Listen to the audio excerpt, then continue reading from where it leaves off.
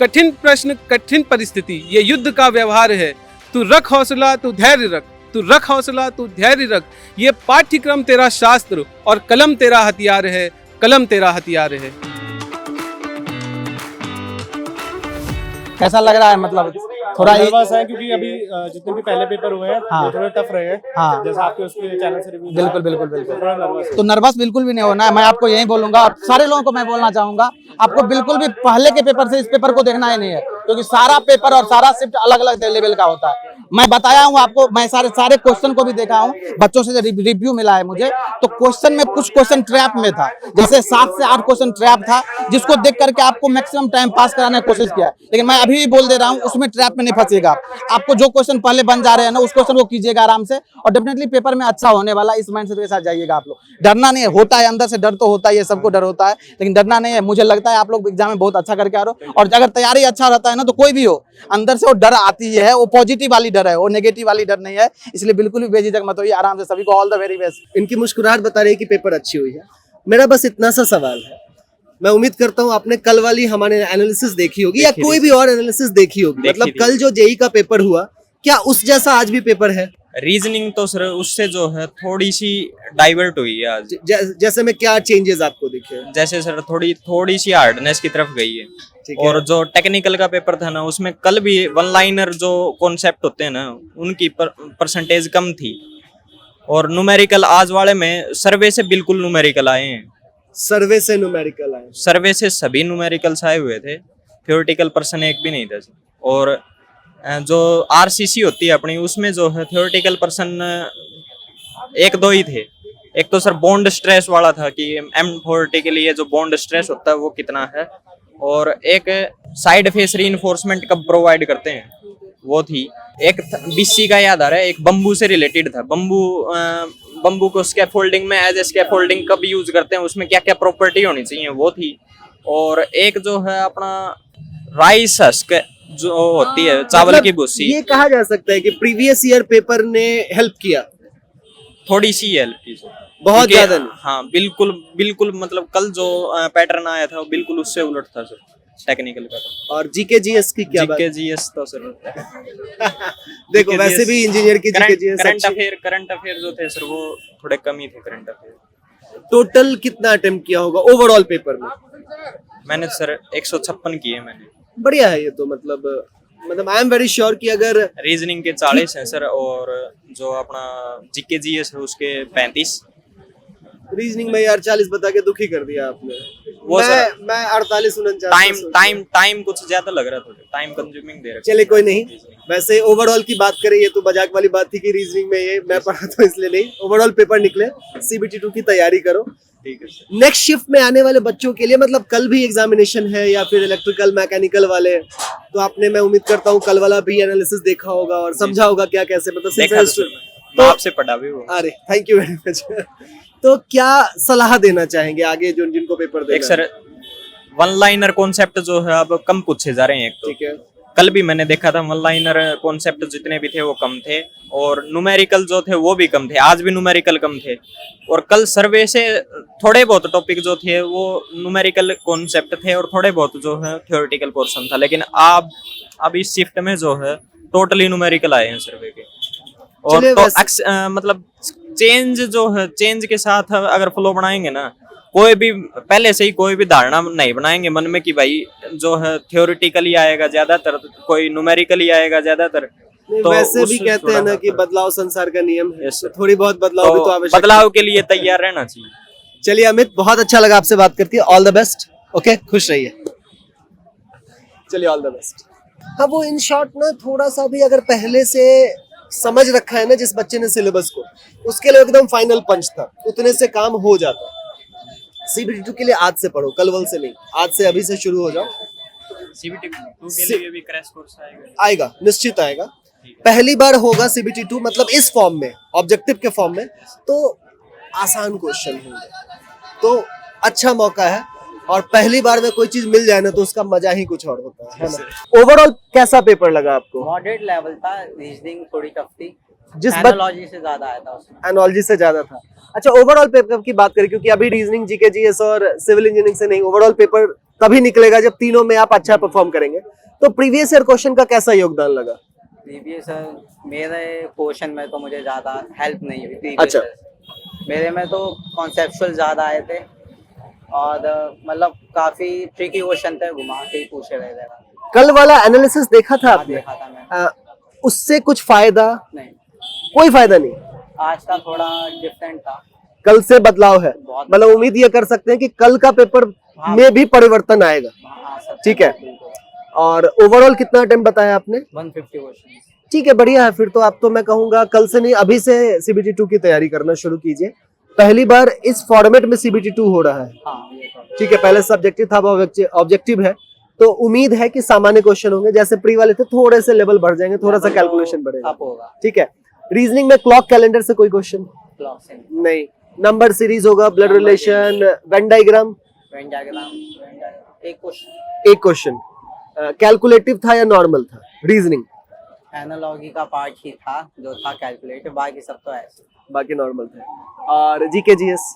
ठीक है जी, यस, तो वो मेरी इतनी अच्छी है नहीं, तो मतलब मैं देखा, मेरे लिए तो टफ ही है। मैं देख मतलब रहा हूँ। पढ़ के ऐसा लग रहा था कि हाँ कहीं तो सुना है, कहीं तो पढ़ा है, ऐसे भाव आ रहे थे क्या? थोड़े बहुत क्वेश्चन क्योंकि मैं जीएस तो टच ही नहीं कोई किया बात है। नहीं। वैसे भी कहा जाता है ना कि एक व्यक्ति को भगवान हर चीज में अच्छा नहीं बनाता है। अब आपको जब इंजीनियर बना रहा है, टेक्निकल ब्रेन दे रहा है, तो कुछ चीजों बाकियों के भी छोड़ना है। ठीक है, चलिए, ऑल द बेस्ट। उम्मीद करते हैं आप जल्दी CBT 2 दे और सरकारी इंजीनियर बने। ठीक है, ऑल द बेस्ट। सर मैंने आपकी वीडियोस देखी थी, एक दो रीजनिंग की। ओके। तो अभी सर मेरा मैक्सिमम स्कोर 41 गया है। रीजनिंग में हाँ, बढ़ाया जा सकता है। बढ़ाया सर, बट थोड़ा सा टाइम मैनेजमेंट और अच्छा हो जाता तो 50 हो जाता। थोड़ा लेंथी क्वेश्चन था रीजनिंग का, कैलकुलेटिव भी था, मतलब ऑप्शन जो थे ना एलिमिनेशन मेथड से काम नहीं कर रहा नहीं था कर वहाँ। रहे थे, जुगाड़ जुगाड़ नहीं चला था। अगर एलिमिनेशन चल जाता इंजीनियर ही जुगाड़ नहीं लगा पा रहा है, तो कैसी मतलब मतलब चल रही होगी। और बाकी सर टेक्निकल तो इजी आया था। ओके। जीके का सर क्या कहना, मतलब अगर माइंड में उस समय आ गया रिकॉल तो कर देना, वरना फिर सही बात है। क्या कहते थे? टफ थे, इजी थे? सर जीके का तो सर जीके का नहीं बता सकता। जीके में मैंने ज्यादा स्कोर नहीं किया है, 20-25 ही किया है। टेक्निकल इजी था, लेकिन जो कल एनालिसिस हुआ था उसके अकॉर्डिंग नहीं था, बिल्कुल चेंज था। इससे पहले एग्जाम दिया आपने? मेरा फर्स्ट टाइम है ये फर्स्ट टाइम है?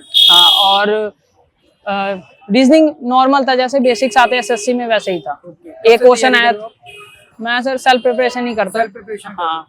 उसके हिसाब से भी बहुत अच्छा किया है। और एक क्वेश्चन आया था डाइस का, बेसिक था वो, रोटेटिंग वाला जो ए क्या अपोजिट फेस क्या होता है, बस एक क्वेश्चन था। कैलेंडर के कोई भी क्वेश्चन नहीं थे। क्लॉक भी नहीं था? क्लॉक भी नहीं था। सीरीज बहुत थी सबसे ज्यादा। एक ट्रायंगल का क्वेश्चन आया था, नंबर ऑफ ट्रायंगल काउंटिंग। मुझे सबसे पहले आप ये बताइए जी कि कल जो एग्जाम हुआ, कल से एग्जामिनेशन शुरू हुआ है, तो आई गेस आपने एनालिसिस देखा होगा या लोगों से पूछा होगा? पूछा था। कल के पेपर में और आज के पेपर में कोई बदलाव, अंतर? जी, आज के पेपर और कल के पेपर में चेंजेस थे। अच्छा। कल का पेपर थोड़ा मॉडरेट था, आज थोड़ा हैवी चल रहा, यानी न्यूमेरिकल बेस पे क्वेश्चन था। नॉर्मलाइजेशन है तो उसमें हमें ज्यादा हाँ, परेशान होने यानी कि न्यूमेरिकल बेस पे क्वेश्चन अच्छे खासे थे। हाईवे न्यूमेरिकल फुल था, सर्वे न्यूमेरिकल बेस था पूरी तरीके से। ऐसे क्वेश्चन थे जो कि न्यूमेरिकल पे थे। आगे इस शिफ्ट में जो बच्चे आएंगे, जैसे कल भी एग्जामिनेशन होना है, कुछ सलाह? सर मैं तो यही सलाह दे सकता हूँ कि ज्यादा से ज्यादा जैसे कि कुछ मोस्ट इम्पोर्टेंट वो है सब्जेक्ट, जैसे आपका हाईवे हो गया, इरिगेशन हो गया, इन्वायरमेंट हो गया, सोम हो गया, इस पे ज्यादा से ज्यादा फोकस करा जाए तो बेटर रहेगा पहले से, क्योंकि इन पर क्वेश्चन बन रहा है। क्योंकि अब एक दिन में तो कुछ कर नहीं सकते ना, नहीं तब भी जो है थोड़ा बहुत कुछ हो सकता है, थोड़ा बहुत कुछ हो सकता है। बिल्कुल अपने माइंड को अवेयर रखिए इस हिसाब से, ताकि आप लोग अच्छे से बेटर परफॉर्म कर पाए एग्जाम में। जी जी, तो मेंटली प्रिपेयर होकर आओ इसके लिए। अब मैं यही कह सकता हूँ, डेफिनेटली नो डाउट पेपर ऊपर नीचे होगा, पर हमें घबराना नहीं, क्योंकि नॉर्मलाइजेशन हो ही जाएगा। बट ठीक है, कोई बात नहीं। अच्छा, नॉन टेक के क्वेश्चंस किस तरीके के आए थे? नॉन टेक के क्वेश्चन मैंने बताया है सर, जैसे कि पूछा गया था कि आप जो मुद्रा है वो वितरित कौन सी बैंक करती है, हाँ। एक क्वेश्चन ये था। और जब बिहार में बारिश होती है उस टाइम पे कौन सा डांस करा जाता है? मणिपुर में जो वो होता है डांसेस होता है वो कौन से भगवान कौन के बेस पे होते हैं? देवता समेत। और क्वेश्चन आपके थे जो अरुणाचल प्रदेश से जो नदी निकलती है ब्रह्मपुत्र और भी कोसी नदी, उनके बारे में पूछा गया था। और आपके इससे पूछा गया था कि 2023 के सर्वे में सबसे कम गरीबी कौन से राज्य में है, तो ऑब्वियसली वो केरल है, ऐसे करके क्वेश्चन। तो ओवरऑल जो मेरी समझ कहती है ना लोकेश सर, यानी कि एक तरीके से देखा जाए जो इंसान फोकस कर रहा है G20, चंद्रयान और एशियन समिट पे, उस टाइप का क्वेश्चन आज एक भी कोई नहीं आया, एक भी क्वेश्चन नहीं आया। और इस तरीके का क्वेश्चन कल भी नहीं था एग्जाम में। तो एसएससी कहीं ना कहीं हमसे मेंटली खेलने की कोशिश कर रहा है जी, वो चीजें नहीं डाली उसने क्वेश्चन जिसमें बच्चों का फोकस हो रहा है, फोकस ज्यादा था, जो फोकस ज्यादा था। पर अभी भी मैं एक चीज कहना चाहूंगा कि यहाँ पे करंट अफेयर का बहुत इंपॉर्टेंट रोल था। रिसेंटली सबको पता है मणिपुर में अभी इंसिडेंट हुआ था, तो उससे रिलेटेड क्वेश्चन बन गया है। अरुणाचल प्रदेश न्यूज में रहता है आए दिन किसी न किसी वजह से, तो जिसकी वजह से वहाँ पे दिहांग नदी वाला क्वेश्चन आता ही आता है। हमको थोड़ा सा क्या 360 डिग्री में सोचना पड़ेगा कि क्वेश्चन किस तरीके से बन सकता है। जी जी, हमें सिर्फ केवल और केवल क्लासिकल जो हमारा थ्योरी होती है, हिस्ट्री, ज्योग्राफी, पॉलिटी, उसके साथ साथ करंट अफेयर से जो इन्फ्लुएंस टॉपिक होते हैं उनको भी अच्छे से पढ़ना पड़ेगा। तो क्वेश्चन हमारे ऐसे ही आ रहे हैं, कल के पेपर में हम देख चुके हैं। एक क्वेश्चन था आपका कि ओशियन को कितने लेयर में डिवाइड किया जाता लेयर है, में डिवाइड किया जाता है। ओके, सीधा सीधा क्वेश्चन था कि ओशियन को कितने लेयर में डिवाइड डिवाइड किया जाता है। जी, ऐसा क्वेश्चन था। और भी क्वेश्चन थे, ऐसे पूछा गया था कि फर्स्ट लेयर में फिशिस के लिए कौन सी लेयर होती है, एक उस टाइप का एक और क्वेश्चन आया था। और हमारा उसी लेयर में जूलॉजिकल के लिए कौन सी लेयर होती है, ऐसे करके लेयर से पूछी गई थी, जिसमें कि क्रॉस में था क्वेश्चन। ये क्वेश्चन एनवायरमेंट इकोलॉजी वाला क्वेश्चन है, दो आए थे, ओशन की बायोडायवर्सिटी से रिलेटेड। दो आए थे। बहुत अच्छा जी, कल का एनालिसिस तो देखा होगा आप लोगों ने? जी जी देखे सर। अच्छा, देखा था एनालिसिस? यूट्यूब पे देखा तो सारे। ओके, देखे थे सारे। ठीक है, तो कैसा लग रहा है? घबराहट सी हो रही है या ये लगा कि नहीं हम कर सकते हैं? अच्छा, नहीं हो रही है, बस मस्त है सर, बढ़िया चल रहा है, सब कुछ है, बढ़िया चल रहा है। भी है। तैयारी पहले से कर रहे हो? हाँ सर, आप ही लोग फॉलो करता हूँ सर, अरे यूट्यूब पे भी आपको फॉलो किया, कोई आपका बात सारे वीडियो देखता हूँ। Thank you so much. अच्छा, मॉक टेस्ट लगाए हैं, मतलब सर का हाँ। सजेशन है, हम लोग सब बोलते हैं मॉक टेस्ट। जितने मॉक टेस्ट लगा मॉक टेस्ट सर मैं 2 दे चुका था, एक्चुअली मैं जॉब भी करता हूँ तो इस वजह से 1-2 मेरे छूट गए थे, बाकी मैंने सारे दिए थे। फिर बाद में मैंने उनको दिया था, बाद में फिर लाइव नहीं दिखाया था। कोई बात नहीं, मतलब कॉन्फिडेंस के साथ हो। जी जी फुल कॉन्फिडेंस। सर आप? सर 4 महीने पहले मैंने प्रिपरेशन स्टार्ट करी थी। 4 महीने पहले मतलब उससे पहले मैं कर रहा था इतने अच्छे से, लेकिन हो नहीं पा रही थी। मॉक टेस्ट पहले की मॉक टेस्ट वगैरह भी उस टाइम से मैंने लगाना स्टार्ट करे, और हाँ कॉन्फिडेंट हूँ, ठीक है, अच्छा है। अभी ये एनालिसिस देखा है कल का? हाँ, एनालिसिस देखा है, उसके हिसाब से तो मेरे को लग रहा है कि हाँ जितना मैंने पढ़ा एनालिसिस उस हिसाब से आ रहा है। उस हिसाब से आ रहा है। हाँ, उस हिसाब से आ रहा है, ये चाहिए। All the best. आपने सर? एनालिसिस सर देखा था उसका, और जो प्रीवियस ईयर क्वेश्चन है मेनली उसमें से भी आ रहे हैं क्वेश्चन, जो बिल्कुल जनरल जो क्वेश्चन बनते हैं नेटवर्क वगैरह में से, सेम वही उसी क्वेश्चन से, बस न्यूमेरिकल वगैरह पोर्शन ज़्यादा आएगा मे बी। और जीके वगैरह, रीजनिंग वगैरह जो जिस पैटर्न से आ रही है पहले प्रीवियस ईयर क्वेश्चन में भी वही रिपीट होगा। बिल्कुल, ये बात बिल्कुल सही है, जिस पैटर्न पर आ रहा है बिल्कुल उसी पैटर्न पर हर बार पूछ रहा है। पर यहाँ पर एक चीज, जी बताइए। मे बी वहीं से रिपीट होगा, और जो हो सकता है नॉर्मलाइज होके हाँ, अच्छा स्कोर हो। बिल्कुल नॉर्मलाइज होकर स्कोर अच्छा हो सकता है। इसमें एक चीज और भी है, जैसे हम लोग करंट में बहुत ज्यादा फोकस कर रहे हैं, आज के टाइम पर लोग G20 पर फोकस कर रहे हैं, ठीक है, एशियन गेम्स या इस तरह के जो भी क्वेश्चंस बन सकते हैं उन पर ज्यादा फोकस कर रहे हैं, पर ऐसा हो नहीं रहा, ठीक है। तो यहाँ पे ध्यान रखना, आपके लिए बहुत सारे क्वेश्चन ऐसे हो सकते हैं जो हिडन हो सकते हैं। 6 महीने 7 महीने पुराने भी क्वेश्चन यहाँ पे पूछे जा रहे हैं करंट अफेयर के।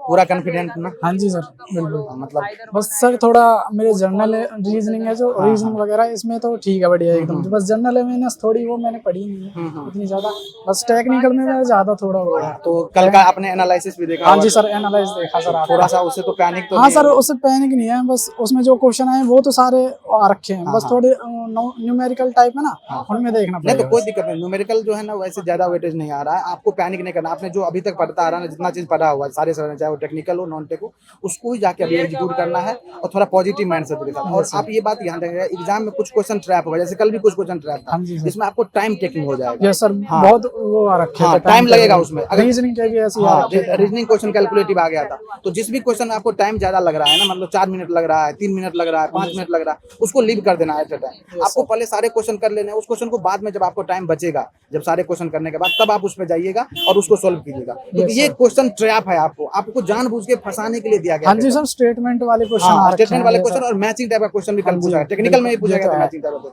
और जंबल फिगर वाला क्वेश्चन होगा, तो उसको थोड़ा अच्छे से कीजिएगा। रीजनिंग में जो सर फिगर वाले वो तो हो रहे हैं, पर वो आते हैं ना मैथमेटिकल टाइप, उनमें टाइम लगता है सर। जो मेरा सेंस कहता है, जो मेरा एक्सपीरियंस कहता है कि हर बार कोई भी एग्जामिनेशन एसएससी लेता है जी, तो अगर हम ये एक्सपेक्ट करें ना कि कल जो हुआ आज भी वही होगा, और शिफ्ट्स में भी वही होगा, थोड़े बहुत बदलाव होते हैं। बिल्कुल। तो बच्चों को घबराना नहीं है। बिल्कुल। नई चीजें सीखने से पहले, वैसे भी क्या ही नई चीज सीखेंगे, बिल्कुल। कल आखिरी एग्जामिनेशन है।